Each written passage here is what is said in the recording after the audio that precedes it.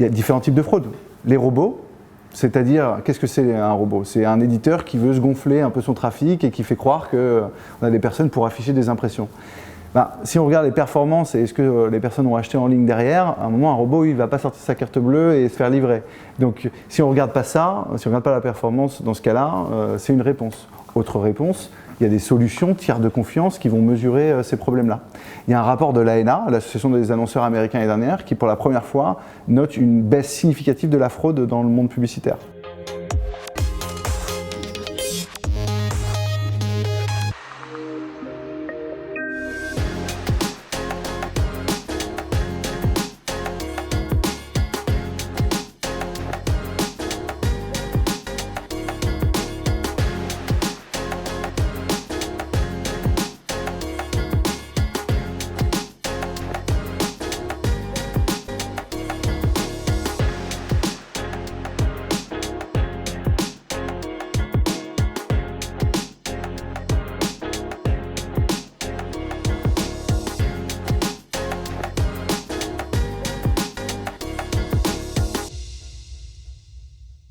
Quels sont, selon vous, les principaux mots de la publicité en ligne?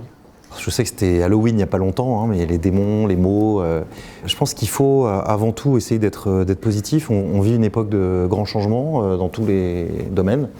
Notre métier n'y échappe pas, que ce soit sur les talents, que ce soit sur les attentes des annonceurs, que ce soit sur notre qualité, notre possibilité tous les jours de se réinventer. Nous, on est là en tant qu'agence média pour être un intermédiaire et essayer de faire en sorte qu'entre des annonceurs qui veulent vendre des produits ou des services à des publics, à des audiences, eh bien, on ait cette capacité de les mettre en connexion et qu'à la fin, l'annonceur puisse avoir effectivement un retour sur investissement positif. Ça n'a pas changé depuis la nuit des temps. Avant de faire notre autocritique, je pense qu'on peut rappeler que la publicité en ligne, c'est le premier levier à investir par les annonceurs dans le monde aujourd'hui, devant tous les autres leviers. Je ne pense pas que les annonceurs soient fous. Je pense que la publicité en ligne apporte des choses incomparables. Pouvoir cibler la bonne audience, pousser un message qui est pertinent à un utilisateur, qui est personnalisé, et puis surtout mesurer un retour sur investissement. Et c'est sans doute les grandes raisons.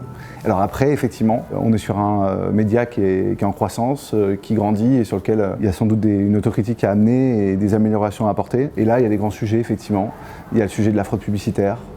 Il y a le sujet de la pression publicitaire qui est effectivement très lié aux adblocking. L'effet sapin de Noël. Je vais sur un site, effectivement, j'ai 5 publicités différentes sur cette page. Ça se règle, il y a des initiatives en France. Je pense au Digital Ad Trust par exemple, qui est une initiative du marché, qui est là pour s'autoréguler et qui est l'idée d'avoir moins de pression publicitaire pour avoir une meilleure efficacité. Et puis, une deuxième réponse, c'est les algorithmes publicitaires. Une publicité comme celle-là, qui est trop présente, intrusive, présente partout, c'est pas une publicité intelligente. Une publicité intelligente, c'est une publicité qui est rationalisée, qui donne envie de s'engager, qui attire l'attention. Un annonceur ne veut pas dépenser d'argent pour rien.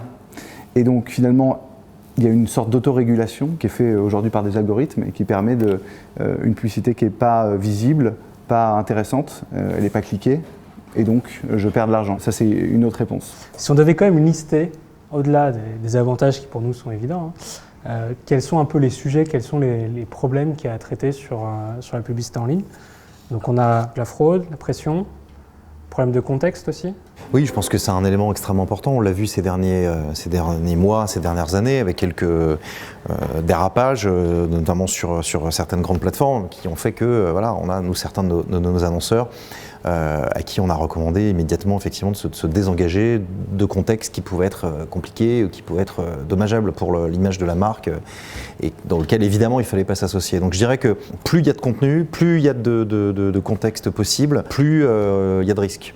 Donc je pense que cette traçabilité, cette transparence sur la diffusion, sur le moment, sur les contextes, et je dirais que cet élément qualitatif doit pouvoir encore plus être poussé à l'avenir.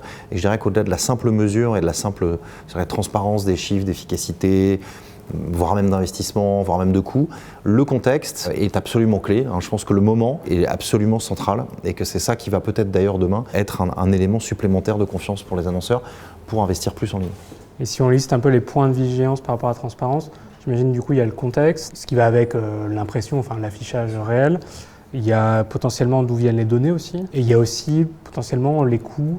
Et voilà, parce qu'on a souvent parlé au niveau digital d'un certain nombre d'intermédiaires. Et que potentiellement, en comprenant le budget d'annonceur, en fait, il y avait une grande partie qui se perdait en route, quoi.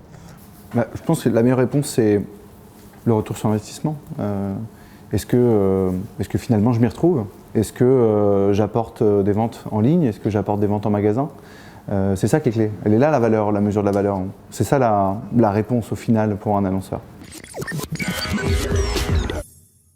Est-ce que demain, vous pensez que la publicité en ligne sera, on va dire, aussi sûre et aussi simple que des formats plus traditionnels comme la télé, l'affichage? Ce qui crée ce côté anxiogène, c'est cette mesure en temps réel en fait. Il n'était pas possible jusqu'à présent, mais ça va l'être grâce au digital et grâce à la digitalisation effectivement par exemple de la télé ou de l'affichage. Mais on ne pouvait pas mesurer effectivement, en presse notamment, on peut mesurer un certain nombre de choses, mais pas le nombre de personnes qui vont lire un article sur le même support papier. C'est impossible, alors qu'en digital on peut le faire. Donc du coup, il y a toujours ce côté, ah bon c'est tout?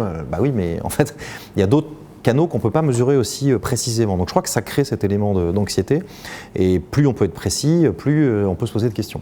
Alors, qu'est-ce que ça veut dire sûr? Est-ce qu'on est sûr de la rentabilité d'un panneau d'affichage ou on est sûr de la rentabilité, de l'efficacité d'une pub télé? Est-ce qu'on est sûr de toucher la bonne personne en télé ou quand on fait de l'affichage? Je ne sais pas. Est-ce que vous avez jamais vu un panneau d'affichage qui est tagué ou qui est dans un mauvais contexte? On retrouve les mots qu'on peut connaître dans la publicité en ligne. Vous ne trouvez pas que la publicité, l'affichage extérieur, dans le paysage urbain, ça peut être intrusif? Vous ne pensez pas que quand vous regardez une série télé et que vous êtes coupé par la publicité, c'est un problème? Le sujet, il n'est pas là. La publicité, elle a son rôle à jouer dans la société. Aujourd'hui, la publicité de l'affichage extérieur sert le mobilier urbain. Sur la publicité en ligne, c'est pareil. Je ne pense pas qu'on peut parler de plus sûr. Je pense par contre que les médias traditionnels que vous avez cités vont aller plutôt vers le digital.